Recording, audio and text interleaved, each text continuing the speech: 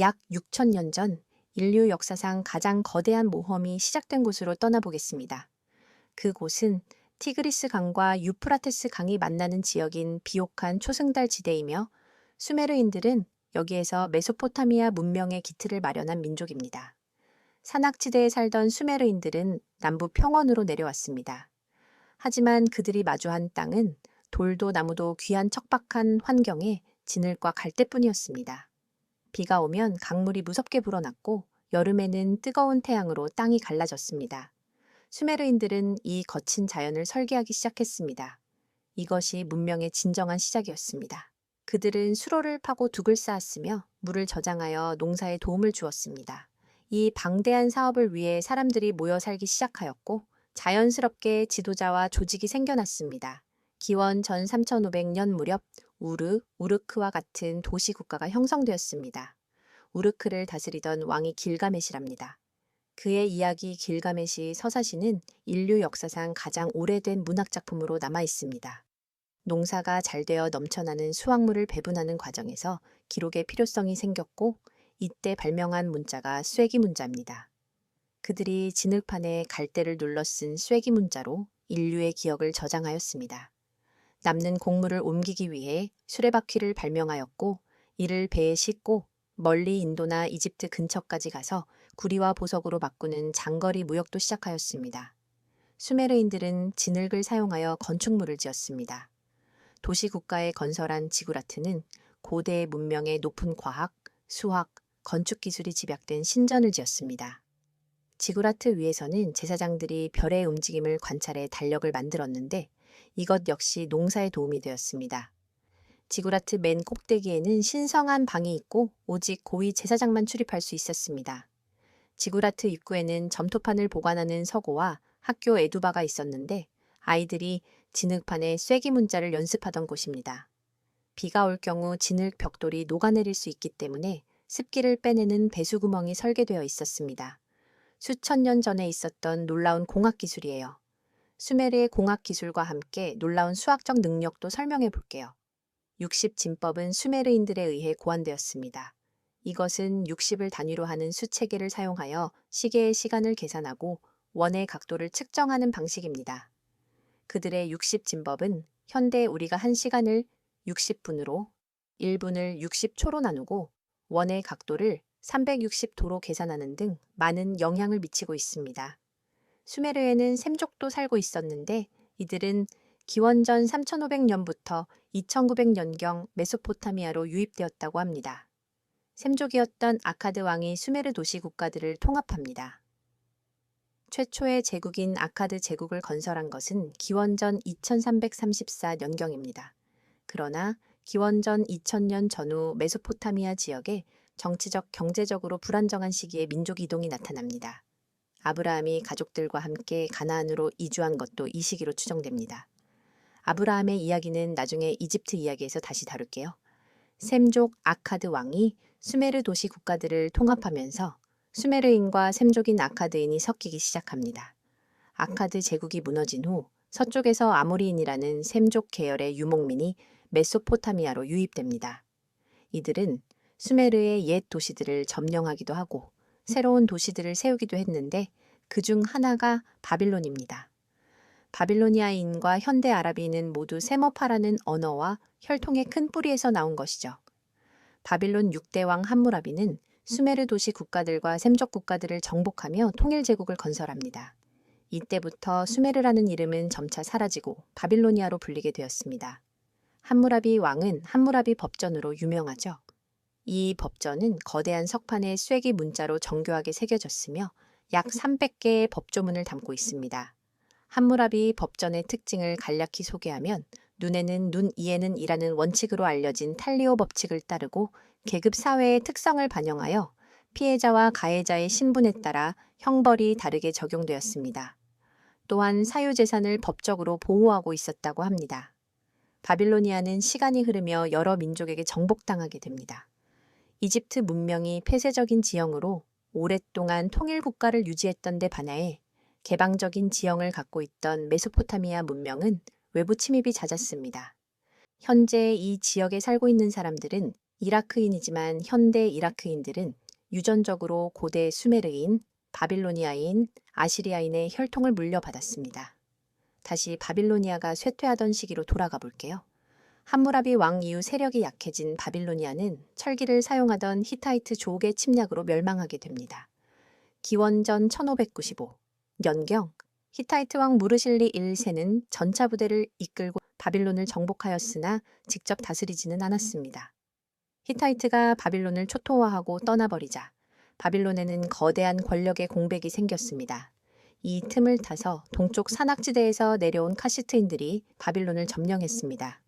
이들은 히타이트가 무너뜨린 바빌론의 폐허 위에 자신들의 왕조를 세웠고 이후 약 400년 넘게 바빌론을 다스렸습니다. 이들은 정복자였지만 바빌론의 우수한 문화를 존중하여 수용했고 히타이트가 훔쳐갔던 마르두크 신상을 다시 되찾아오기도 했습니다.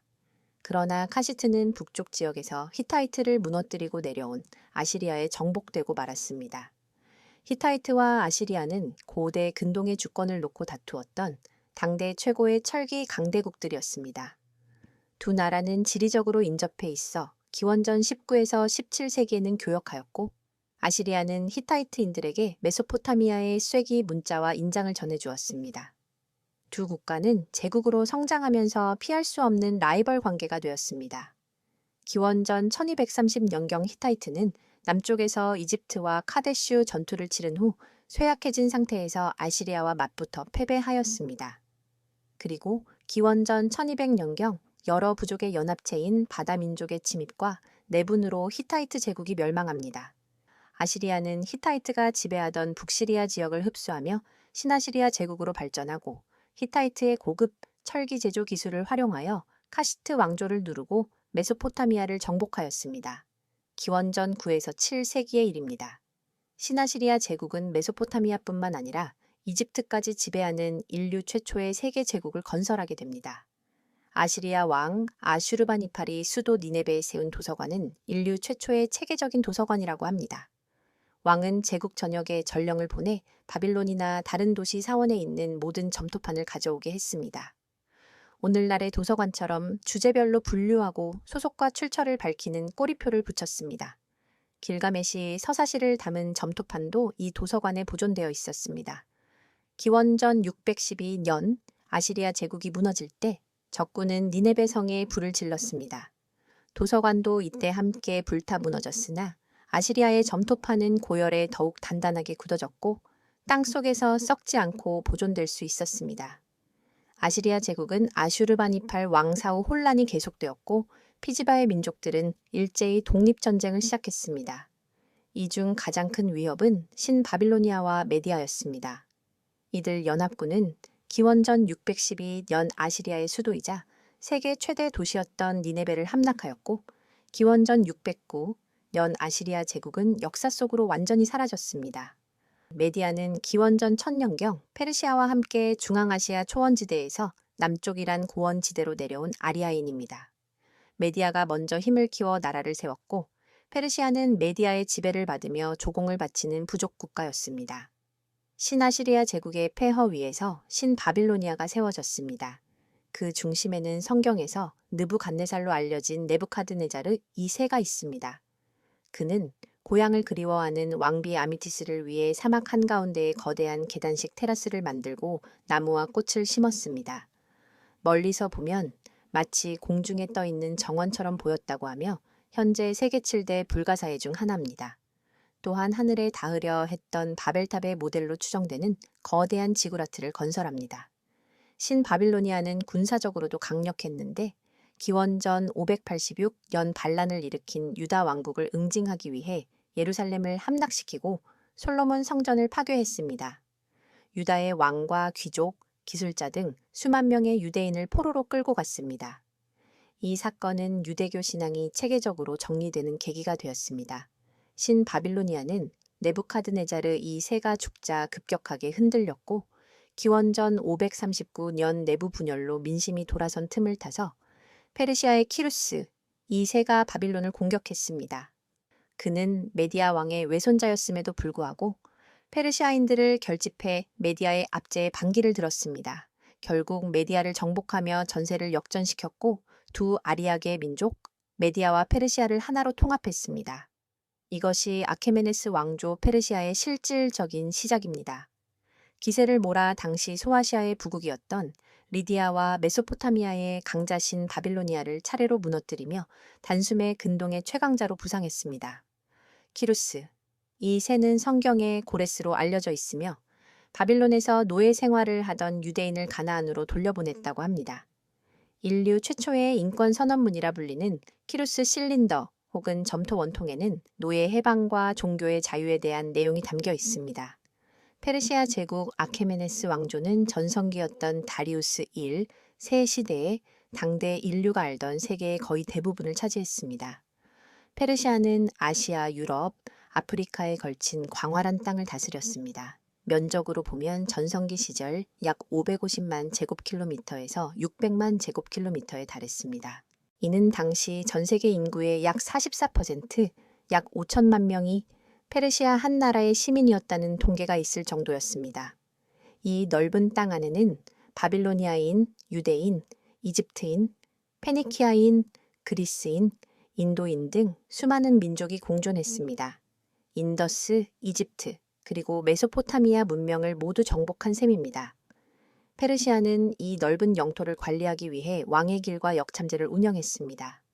수도 수사에서 사르디스까지 약 2,700km에 달하는 도로를 닦고 20km마다 말을 갈아탈 수 있는 역참을 두어 보통 3개월 걸릴 거리를 전령들이 단 7일 만에 주파했습니다.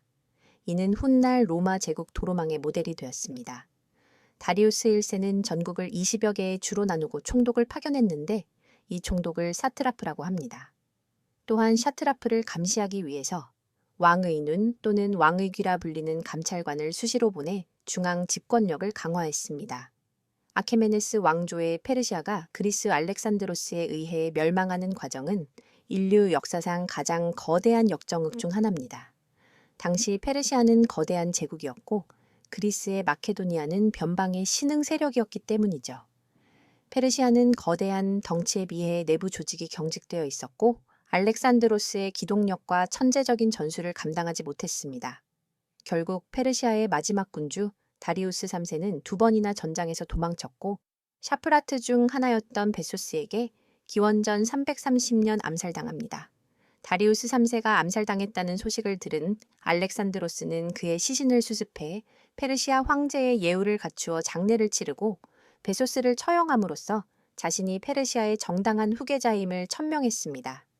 알렉산드로스는 불과 10여 년 만에 그리스, 이집트, 페르시아, 인도 접경지까지 아우르는 대제국을 건설합니다. 전투에서 단 한 번도 패하지 않고 당시 세계의 중심이었던 페르시아 제국을 완전히 정복했습니다. 이집트를 정복한 후에는 그들의 신아몬의 아들로 추대받으며 파라오의 지위에 올랐습니다. 이때 세워진 도시가 그 유명한 알렉산드리아입니다. 알렉산드로스 왕은 그리스 문화와 이집트 메소포타미아, 즉 오리엔트 문화의 융합으로 헬레니즘 문화를 탄생시켰습니다. 정복지 곳곳에 약 70여 개의 알렉산드리아라는 도시를 건설해 그리스인들을 이주시켰고 그리스어를 공용어로 보급했습니다. 이때 공통이라는 뜻의 코인에 그리스어가 탄생합니다. 정복지의 다양한 언어와 섞이면서 문법이 단순해지고 실용적으로 변한 형태입니다.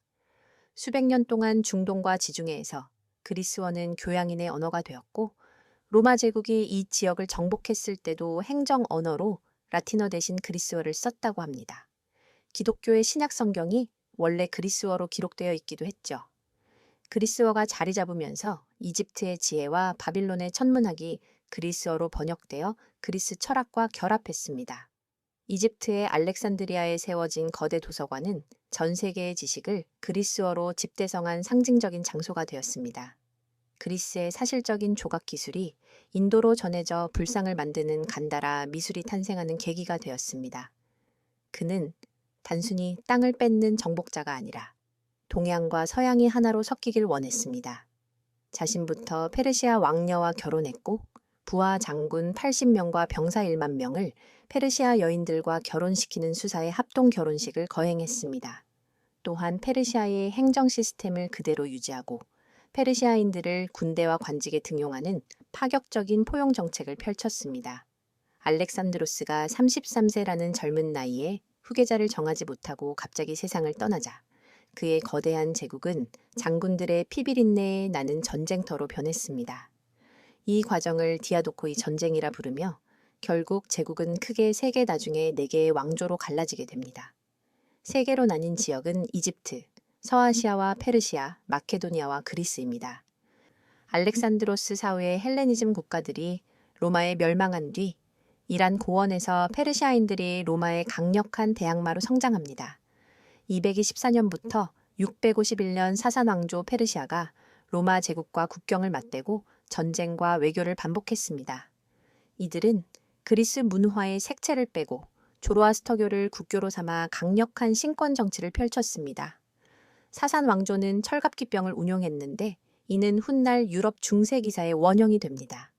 사산 왕조는 중국과 로마를 잇는 동서양 무역로를 장악해 막대한 부를 쌓았습니다. 이들의 화려한 금속 공예, 카펫, 직물 문양은 당나라와 통일 신뢰까지 영향을 주었습니다. 불멸의 영혼이라 불린 호스로 1세시대 사산 왕조는 정치, 문화적으로 정점에 달했습니다.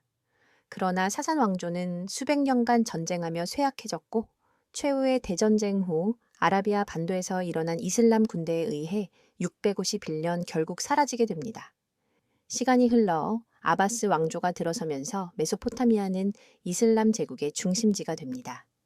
762년 티그리스 강변에 건설된 바그다드는 당시 세계 최대의 대도시였습니다. 바그다드에 세워진 국립도서관 겸 연구소 지혜의 집에서 그리스, 인도, 페르시아의 고전들이 아랍어로 번역되었습니다. 수학자 알-콰리즈미는 0을 포함한 인도 숫자를 도입해 대수학을 체계화했습니다. 그의 이름에서 오늘날의 알고리즘이라는 단어가 유래했고 그의 저서 제목에서 알제브라, 즉 대수학이라는 말이 나왔습니다. 찬란했던 바그다드는 1258년 동쪽에서 불어온 몽골 제국 앞에 무릎을 꿇었습니다. 성벽이 뚫리자 몽골군은 일주일 동안 도시 전체를 약탈하고 학살했습니다. 수십만 명의 시민이 목숨을 잃었고 화려한 궁전들은 불에 탔습니다. 지혜의 집에 있던 수백만 권의 귀중한 책들이 티그리스 강에 버려졌습니다. 메소포타미아의 관계 시설이 파괴되고 지식인들이 몰살당하면서 수백 년간 이어온 이슬람의 과학적 주도권은 꺾이게 됩니다. 칭기즈 칸의 손자 훌라구가 세운 일 칸국은 약 100년 동안 메소포타미아를 포함한 거대한 영토를 다스렸습니다.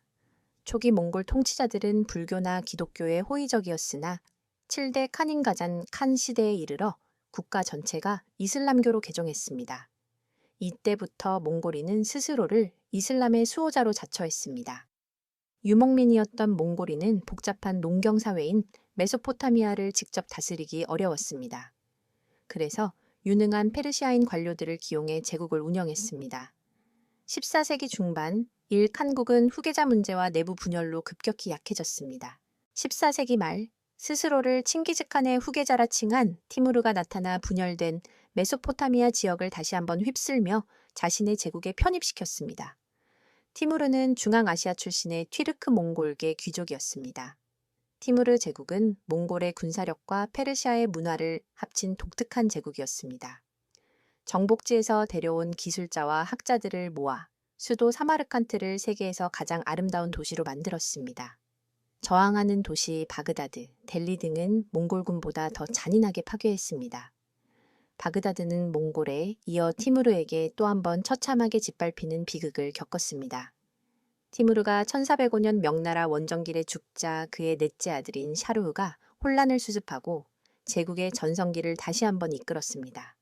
수도를 옮기고 명나라와의 국교를 회복하였으며 주변국과 평화를 유지하며 내실을 다졌습니다. 덕분에 제국은 군사 강국에서 문화 강국으로 탈바꿈했습니다. 샤르흐의 아들인 울루그 베크는 왕이자 천문학자였습니다. 그는 사마르칸트에 거대 관측소를 세우고 당대 세계에서 가장 정확한 천문표를 만들었습니다. 페르시아의 세련된 문학과 정교한 세밀화, 화려한 이슬람 건축 양식이 이 시기에 완성되었습니다. 훗날 이 양식은 인도의 무굴 제국 타지마할과 오스만 제국 건축에 큰 영감을 줍니다. 북쪽에서 내려오는 유목민족인 우즈베크족의 압박을 견디지 못하고 티무르 제국은 1507년 종말을 맞이합니다. 티무르의 멸망으로 오스만은 서아시아의 절대 강자가 됩니다. 13세기 초 칭기즈칸의 몽골군이 중앙아시아를 휩쓸자 튀르크계 유목민이었던 오스만은 서쪽, 현재의 터키, 아나톨리아 지역으로 피난을 왔습니다. 당시 아나톨리아를 지배하던 룸셀주크 왕조로부터 비잔티움 제국과의 접경지인 쇠기트 지역을 봉토로 받아 정착하게 됩니다. 이들은 스스로를 이슬람의 전사라는 뜻의 가지라 불렀으며 1299년 룸셀주크 왕조가 몽골의 공격으로 약해진 틈을 타 오스만은 독립을 선언하고 오스만 제국을 세웠습니다. 14세기 초 비잔티움 제국은 내분과 주변국 세르비아, 불가리아 등의 공격으로 정신이 없었습니다. 심지어 비잔티움의 황제 후보들이 자기들끼리 싸울 때 오스만의 군대를 용병으로 빌려 쓰기도 했습니다. 이 과정에서 오스만은 자연스럽게 비잔티움의 요새 구조와 지형을 파악했고 용병 대가로 유럽 땅 발칸 반도에 첫 발을 내딛게 됩니다. 14세기 후반에서 15세기 초 오스만은 비잔티움의 수도 콘스탄티노폴리스를 치기 전 그 주변 땅을 먼저 다 점령했습니다. 1360년대에 오스만은 비잔티움의 배후인 아드리아노폴리스를 점령하고 그곳을 자신들의 수도로 삼았습니다. 비잔티움 제국은 이름만 제국일 뿐 실제로는 콘스탄티노폴리스라는 도시 하나만 남은 도시국가로 전락했습니다.